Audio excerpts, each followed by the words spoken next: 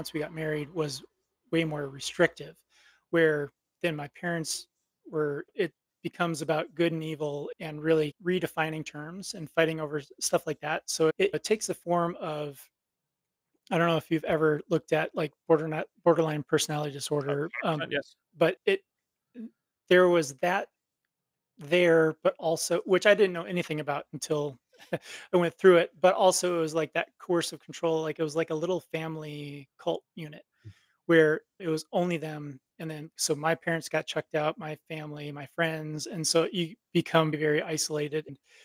And so it was and nothing or nobody's good enough. Through there, you get compressed into this little window. And so once that kind of fractured apart, even though that was hard, I think that was actually a good thing to go through that and then come out on the other side. And then immediately I was like reconnected with my parents, reconnected with family, reconnected with friends, and seeing the importance of having different connections and whether they're of the same specific faith or denomination or religion or whatever, those relationships actually are really critically important because that we are communal beings, and the more you isolate yourself, and like you were talking about, like that depression is like a really um it's like a perfectly designed bad thing where it when you start walling yourself off from people and your and relationships, that can that's a bad cycle and it will continue to spiral into itself.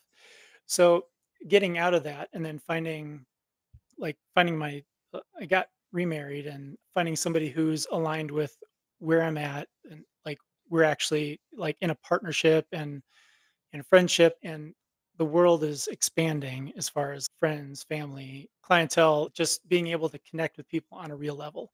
And then also then that taught me a lot about different types of emotional shock conflicts, trauma, and working through my own, and then able then also with the bioenergetic side that there's a lot within that framework and that system that dovetails with FDN and with the different stuff that we do in the natural health world, where it can take forms and language that sometimes if you're sometimes Christians will have a real hard time with as far as the terminology because we get to like very like we want to fight against things that are seen as maybe evil or like with traditional Chinese medicine or Ayurveda or energy and that kind of stuff. But with the bioenergetics, I think the really neat thing is through one of the scan tools that I use is it there's emotional oscillators and it can actually bring up specific not necessarily like your actual thing, but like within like different if you're going through a relationship or boundary issues or fear or anger or resentment. And when I scanned myself with that, like all those things popped up and they were exactly connected with what I was going through. And also then that connects emotions with specific places in your body. That whole so in my practice, we do actually talk about you as not only physical, like talking about leptin and all the hormones and all that stuff, but also emotional and spiritual because it's all connected. Like stress in any of those regions will do the same thing to the body. Yeah. I Yeah. think that's, and I find, not always, but I find the female audience or portion of the audience is more open to that, right? For Mhm. myself, it's not that I wouldn't even say I'm open to it. I think that's a misconception. They think like males are automatically not open to it. I'm not saying that doesn't even exist. I actually think it's more I didn't get it. Like Mhm. it's not Mhm. even that I'm rejecting your premise. It's that I don't understand how this is connected. And I like how you said it's all stress because if someone explained it to me that simply, that really is what it is. Okay, Evan, let's keep it as basic as possible. Chronic elevated stress levels are going to affect you negatively. You agree? Yes or no? Of course, yes, that makes sense. So, whether or not you get an immune response from eating gluten or you're fighting with a family member, Mhm. both of those things, yes, they affect the body slightly differently, but one place that they'd be similar is that stress response is going to be elevated, which you just agreed, Evan, is going to lead to negative effects long term. So, I just needed someone to break that down to me, be like, oh, wow. Okay. Yeah. So those are connected. And it's not as black and white, right? Because I can, and I think more men, certainly me, are prone to that black and white thinking.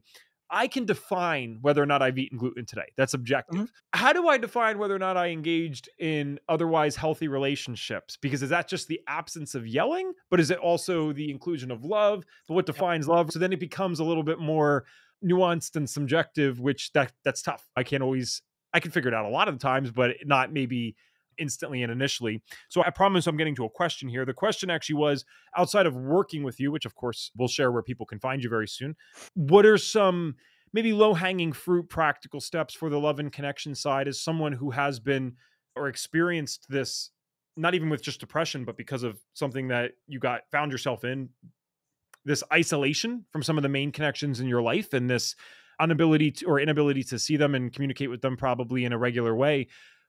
What are some things that you'd recommend as practical action steps for people that are listening right now to make sure that love and connection side, if you will, is dialed in? Because maybe they're like me. They're like, I know when I don't eat gluten, that's easy enough. But how do I know if this side of my life is in check? In general, we think that everybody is just like us as far as like how we think and act. Mhm. So a big thing to do is just actively listen, because sometimes it'll pop up in your head, oh, this person probably thinks this about me, or I would be really upset at the situation, so they probably are feeling the same exact way. And I think the best thing to do is take that judgment out of it and then really try to step in somebody else's shoes. And that's how it has helped me and also help clients when you get outside of yourself and start looking for how somebody else might think about things or take another person's perspective or actually try to walk in their shoes and actively listen to what they're saying and how they're saying it and really draw that connection together and look for the things. I think the bigger thing is instead of looking for differences, look for similarities. That's about as simple as it can get. And instead of looking to where you disagree on something, maybe you guys are seeing the same exact thing, but it is you're saying it with different words, or you're looking at it. It's like the blind man and the elephant. Like you're all touching a different part of it. So taking that time to step back and really listen to what their side of it is. Yeah, I've definitely approached that in probably the nerdiest way possible, but I don't even Mhm. know that I was setting out to do that originally. But I got very into personality assessments, like some Oh basic yeah. ones, but Mhm. then that also led to I love the Big 5 and Hexaco, not Yep. that other personality assessments aren't great, but there are ones that have much more data behind them, and currently, those are by far the ones that I know of that have the most research behind it.